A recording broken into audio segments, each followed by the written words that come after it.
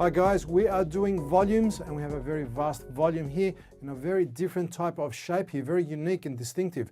But first of all, let's go through the definition of a volume. A volume is the amount of space occupied by a solid. So we're looking for the space occupied, the whole zone, the capacity within this shape. Now, this is a rather unusual one. You won't see one of these shapes very often. Yes, it is a prism and it's a parallelogram in the front, so it's called a paralleleprism. Very rare, but you do see them. Now, what's the point here with volumes? Well, we know how to do areas. Area is the shape of the two-dimensional face, and then all we need to do is multiply by the depth.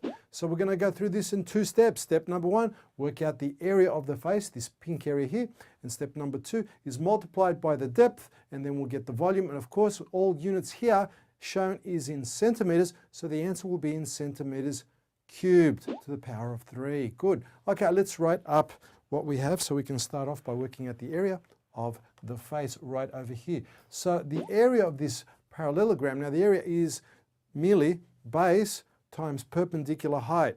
So the base here is 7 times the perpendicular height, which is 5 centimeters. Now, first of all, let's write out the formula for the area of this pink face. So that's going to be base times height. So that's the area there. So let's plug and play with the numbers here. So we have a base of 7 centimeters times a height of 5. 7 times 5 is 35. And the units are in centimeters.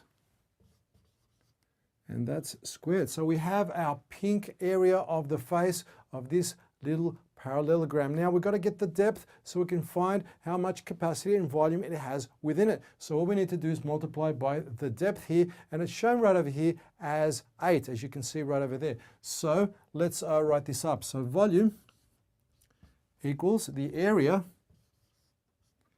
times the depth over here. So I'll call it depth, which equals, and here's our area right over here. So that goes straight in there. And our 8, that's the depth right over there. So let's multiply them out. We have 35 times the depth of 8 centimeters. So the volume of this total area here, which is called a paralleleprism, all of that, the whole volume is altogether